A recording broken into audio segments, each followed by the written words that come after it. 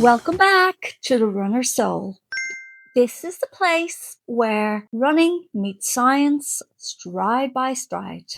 And as ever, I am Sharon, your resident podiatrist, and I'm also a runner, and you guessed it, a foot nerd. And today's topic, heel pain. You know, that delightful stab in your foot that greets you every morning like, good morning, walking and life as you know it has been cancelled.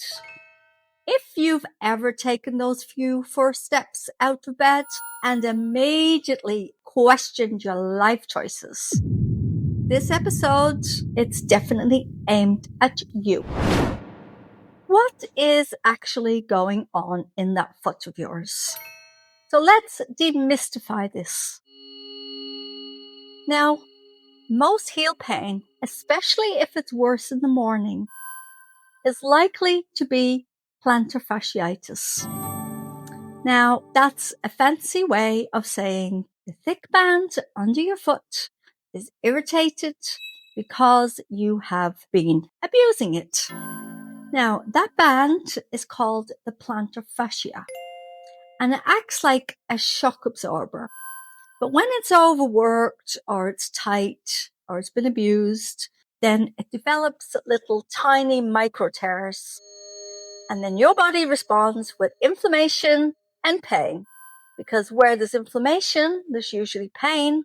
And where there's pain, there's usually inflammation. But why does it hurt most in the mornings? It's very annoying. I'll tell you why. Because overnight, that tissue tightens up and it means you've taken your weight off it, and then you stand up suddenly and you stretch it, boom, pain. Now, other contributors are tight calves. That's definitely the usual suspect. Bad shoes.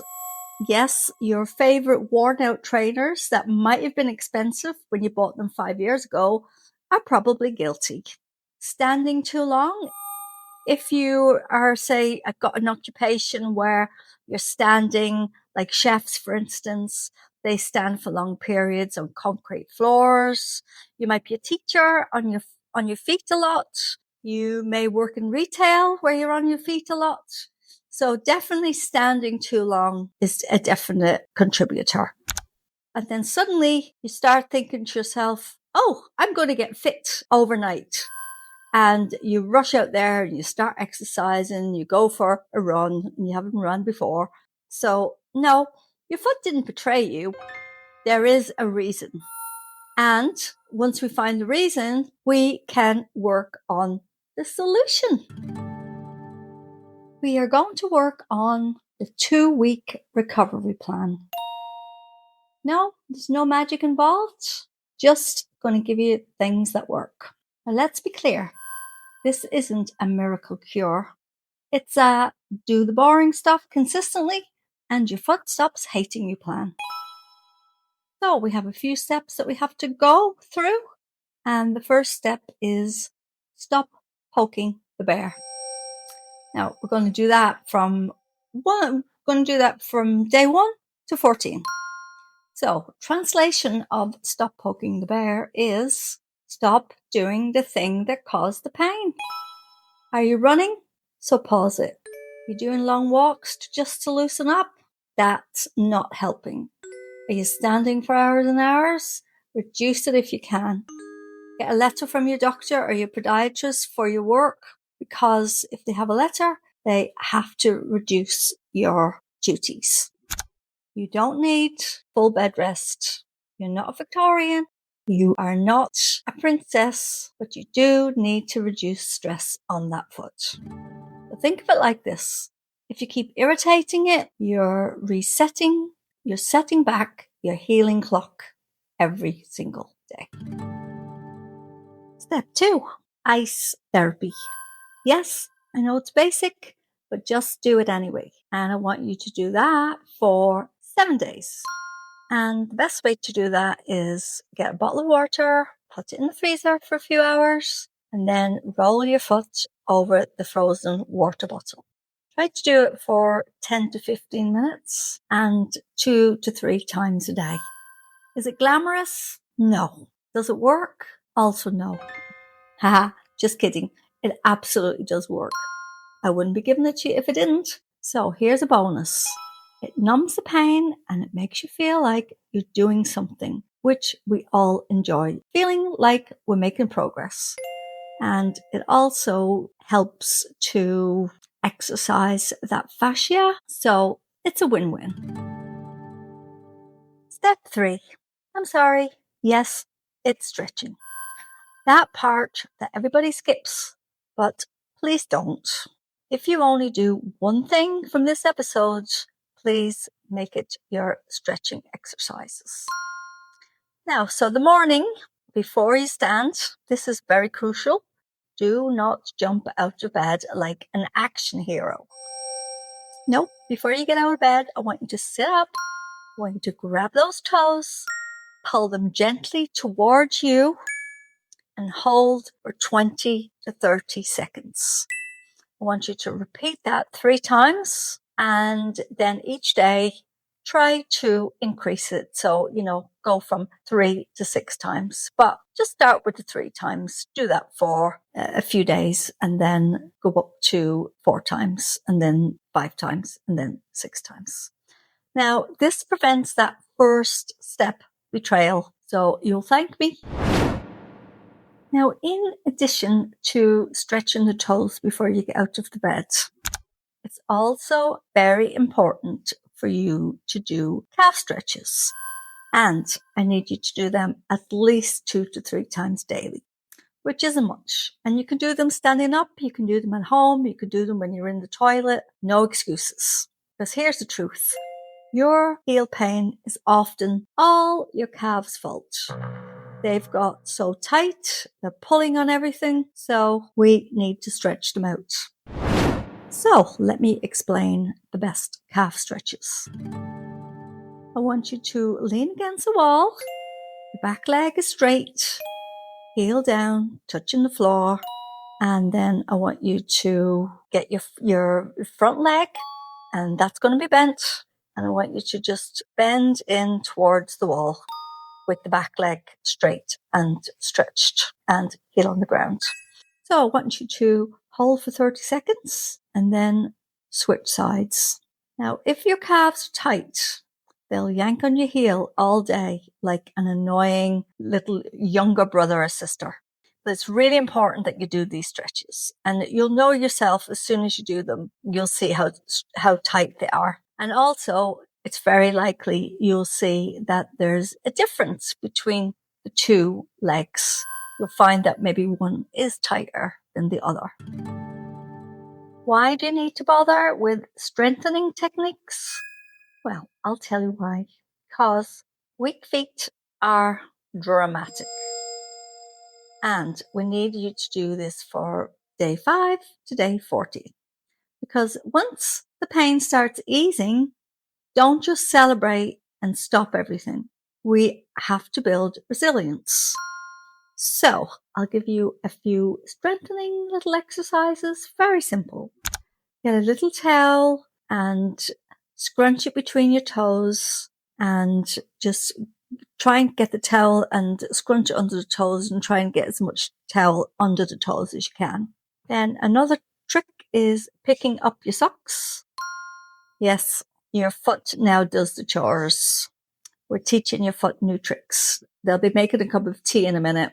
And that is very important. Picking up socks, you could pick up marbles, pick up pen, pick up a cotton bud. So try to do lots of different ones so that you can really, really stretch those muscles. And then another one is gentle arch lifts.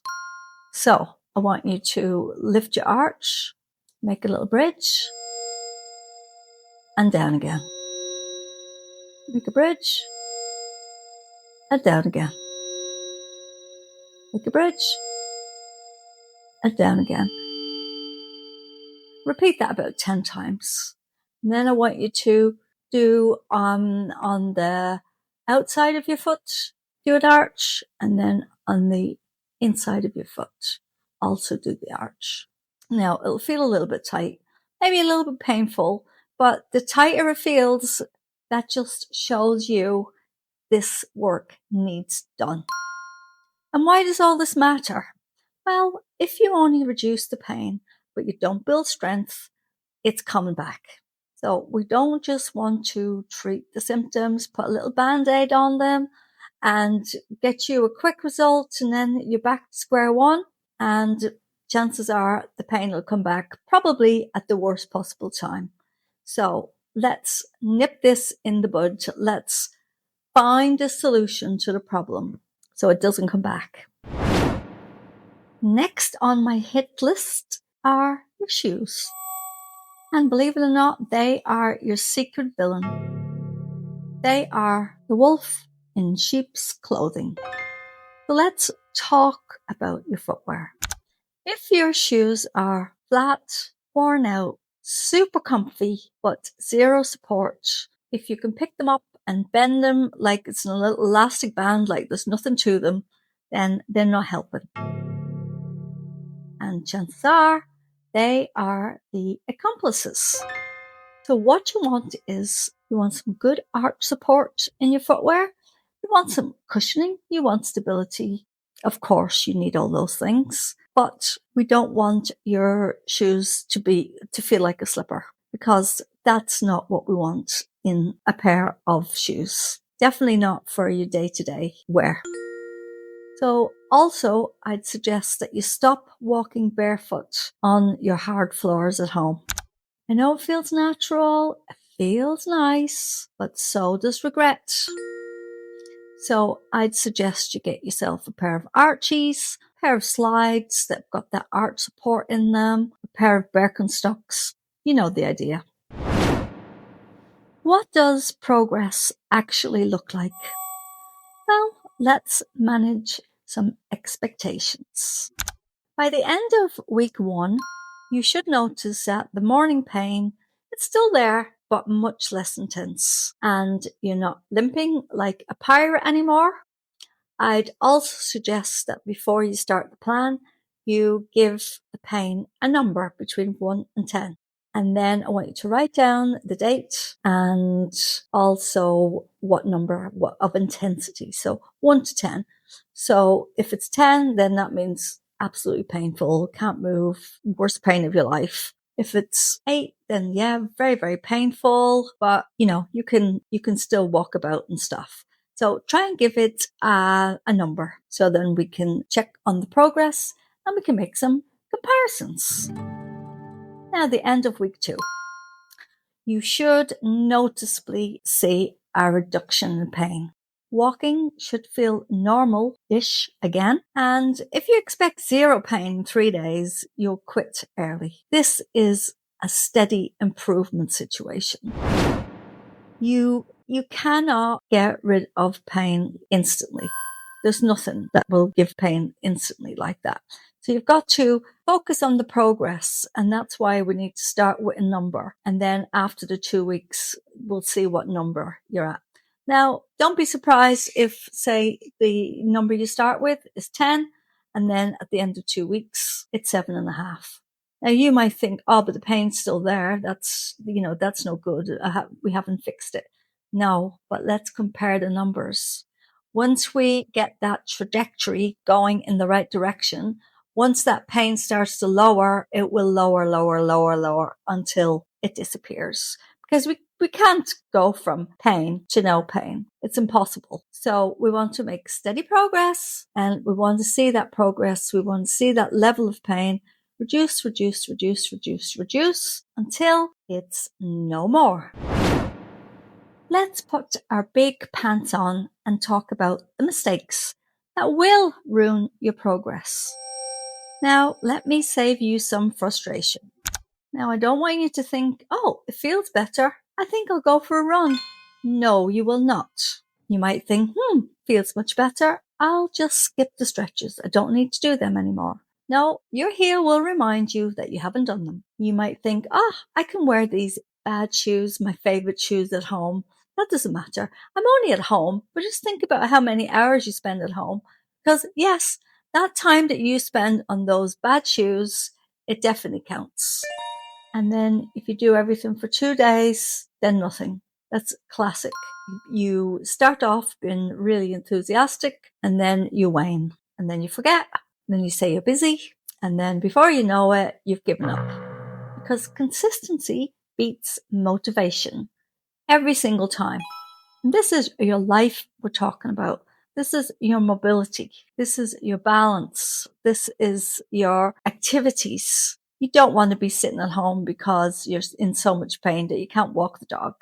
It's just the simple things in life that will really, really get you down if you can't do them. Heel pain is as stubborn as a mule, but it's not unbeatable if you know the key things of what to do.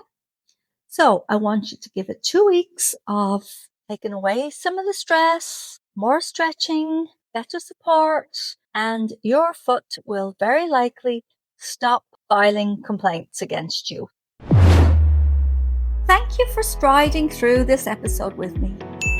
And if you enjoyed it, I would really appreciate it if you could leave a comment or share it. And let me know where you're listening from. We're on YouTube, Spotify, Apple Podcasts, Buzzsprout, and pretty much everywhere you can think of. It genuinely helps more runners discover our podcast. And if you want to be part of the community that shares stories, tips, and supports each other along the way, come join us over on Facebook at the Runner Soul family. If you've got questions about your foot health, about your running, or anything and everything in between, I am always happy to help. And for that reason, I offer online foot consultations. So no matter where you are in the world, we can get your concerns properly sorted. You'll find all the links in the show notes. And before you go, just please remember, your feet aren't just along for the ride. They are the foundation of every step you take and everything you do. So please do take care of them, and they will take care of you. So until next time, keep on running smart. Hey!